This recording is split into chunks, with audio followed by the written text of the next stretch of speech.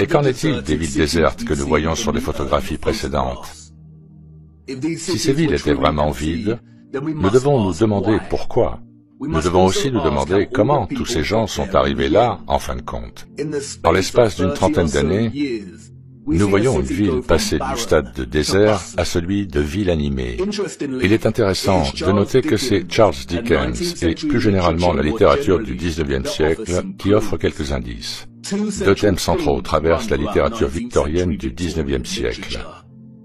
Celui du mariage et de la chasteté féminine, et celui des orphelins et de l'adoption. Nombre de personnages de fiction que nous avons appris à aimer au fil des ans sont des orphelins. Nous avons Oliver Twist et Pip des Grandes Espérances. Nous avons la petite orpheline Jane Eyre et Heathcliff des Hauts de Hurlevent. Nous avons Mowgli du Livre de la Jungle, Cosette des Misérables.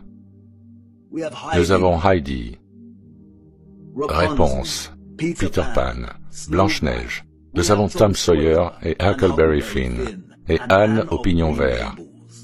Et ces livres étaient de leur temps. En ce qui concerne la prévalence de l'orphelin, le seul problème est que ces romans romancent l'orphelin en tant que personnage disloqué de la société par défaut, et par conséquent tracent le chemin de sa vie comme celui d'une fortune imprévue. Ce n'était pas la réalité. Le thème du mariage et de la chasteté que l'on retrouve dans tant d'œuvres littéraires du XIXe siècle, comme celles de Jane Austen, de Bronte, de George Eliot, Dickens, de Thomas Hardy, de Léon Tolstoï, de Victor Hugo et d'autres encore, n'était rien d'autre qu'une propagande soigneusement déguisée et bien écrite, dont le seul but était de solidifier et de justifier un cadre de valeurs sociales qui séparait les enfants de leur mère. Les enfants nés en dehors du mariage ou de l'union conjugale étaient considérés comme illégitimes, ce qui signifie qu'ils n'avaient pas de statut légal. L'illégitimité des enfants était un sérieux handicap tout au long du XIXe siècle. La majorité des employeurs n'embauchaient pas les femmes ayant un enfant illégitime. De nombreuses mères célibataires avec des enfants illégitimes se retrouvaient sans foyer, en mauvaise santé, affamées, épuisées. Leur seul refuge était le foyer du travail, où elles devaient accomplir les tâches les plus désagréables. Dans certains endroits, les femmes ayant des enfants illégitimes étaient singularisées et devaient porter un uniforme spécial qui alertait tout le monde sur leur statut de mère célibataire ou de femme déchue. En conséquence, un grand nombre d'orphelinats et d'institutions pour enfants trouvés ont été créés.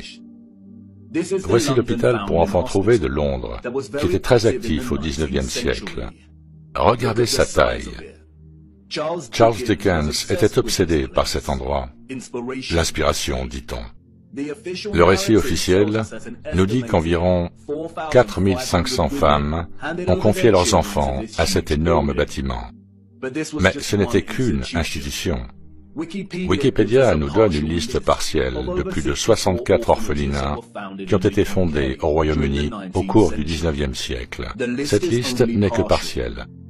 Le cas particulier de la grande quantité d'enfants sans parents au XIXe siècle est bien documenté par de nombreux chercheurs. Et la plupart d'entre eux s'accordent à dire qu'il est presque impossible d'établir des chiffres qui rendent vraiment justice au nombre d'orphelins qu'il y avait durant cette période. Leur trace n'est pas inscrite dans le livre d'histoire. Elle se formait dans la boue et a ensuite été emportée par les eaux. Ce n'était pas seulement le Royaume-Uni, c'était un phénomène mondial.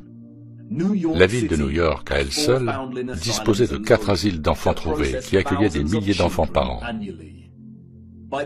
Au début du XIXe siècle, l'Italie signalait 32 000 enfants par an. L'Espagne et le Portugal, 15 000 enfants trouvés par an. Avant 1860, 374 000 enfants enregistrés ont été pris en charge par les seuls asiles de Milan, Naples et Florence. L'historien David L. Ransell affirme que Moscou recevait entre 16 et 18 000 enfants en bas âge par an dans les années 1880 et en envoyait plus de 10 000 par an dans les villages périphériques pour y être placés. En 1882, il y avait en tout 41 720 enfants trouvés du foyer de Moscou, vivant dans 32 000 familles d'accueil, réparties dans 4 418 villages. Une douzaine de villages comptaient chacun plus de 90 familles d'accueil. Ce que l'on oublie souvent, c'est qu'une série de lois ont été adoptées dans les années 1800, rendant presque impossible pour les mères célibataires de garder leurs bébés. La réforme de la loi sur les pauvres de 1833 a introduit des clauses de bâtardise qui transfèrent l'entière responsabilité de l'enfant illégitime sur la mère. La stigmatisation sociale signifiait qu'elle ne serait pas en mesure de s'occuper de son enfant et qu'elle serait obligée de le remettre aux autorités, ou pire encore. Les annonces d'adoption ou de garde d'enfants sont devenues populaires dans les journaux. Et, comme de nombreux chercheurs l'ont souligné, elles étaient une façade pour ce que l'on appelait les fermes à bébés ou les meurtres rémunérés. Comme l'indique Dorothy L. Heller, les annonces peuvent avoir été trompeuses pour le grand public. Mais elles se lisaient comme un message codé à l'intention des mères célibataires. Aucune référence n'était demandée et aucune n'était offerte. La somme de 11 centimes d'euros par semaine pour garder un nourrisson ou un enfant malade était insuffisante et un enfant malade et un nourrisson de moins de 2 mois étaient les moins susceptibles de survivre et les moins chers à enterrer.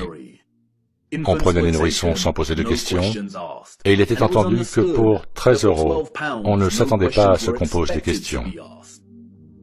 La transaction entre la mère et l'éleveur de bébés se déroulait généralement dans un lieu public, dans les transports en commun ou par l'intermédiaire d'une seconde partie. Aucune information personnelle n'était échangée.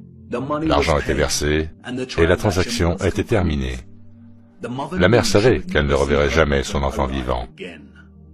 Cependant, la plupart des enfants n'étaient pas assassinés, mais déposés à la porte d'orphelinats ou de foyers de travail. On donnait une toute nouvelle identité à tous les enfants placés dans ces institutions. On leur fournissait temporairement un abri, de la nourriture et des vêtements, puis on les envoyait dans des maisons de travail ou ailleurs. Au XIXe siècle, les photographies étaient rares, mais vers la fin du siècle, nous en voyons davantage. Le dernier continent à connaître un tel exode massif d'orphelins était les États-Unis. Et c'est là que nous voyons les traces des trains d'orphelins.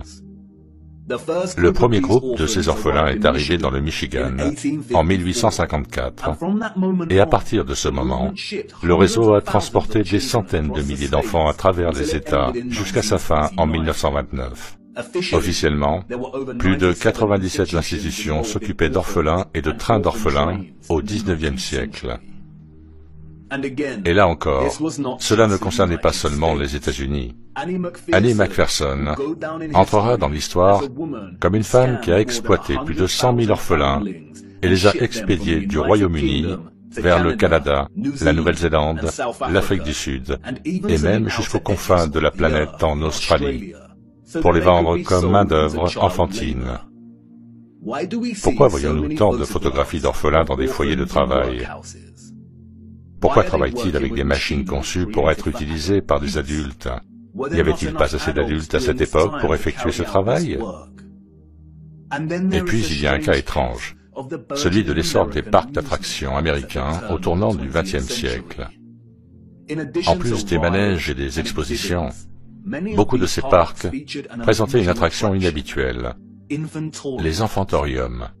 Les visiteurs de ces parcs pouvaient se promener en dégustant des glaces et passer par ces stations. Une visite équivalente à celle d'une unité de soins intensifs néonatale entièrement fonctionnelle, avec des incubateurs remplis de bébés prématurés endormis. L'histoire a été clémente avec Martin Cooney. Présenté comme un héros, Cooney était l'esprit allemand derrière les incubateurs. Sa première rencontre avec des bébés prématurés, nous dit-on, a eu lieu à l'exposition universelle de 1896. Il a su immédiatement que l'exposition sauverait des vies de bébés. La technologie permettant de maintenir en vie les bébés prématurés était coûteuse et il savait que le public paierait pour voir les bébés en couveuse. Il ferait payer un droit d'entrée dans les parcs d'attractions pour générer des fonds afin d'aider ces bébés à vivre.